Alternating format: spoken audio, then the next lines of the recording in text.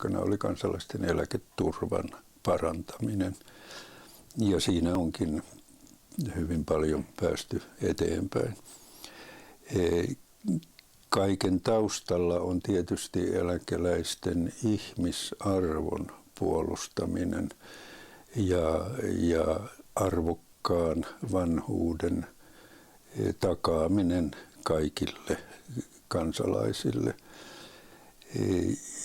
Ja hyvin keskeinen tehtävä on myöskin huolehtia siitä, että eläkeläisillä on mahdollisuus saada äänensä kuuluviin yhteiskunnallisessa päätöksenteossa ja myöskin kuntien päätöksenteossa, koska kunnat vastaavat pääosin vanhusten hoidosta ja vanhuksille suunnatuista palveluista.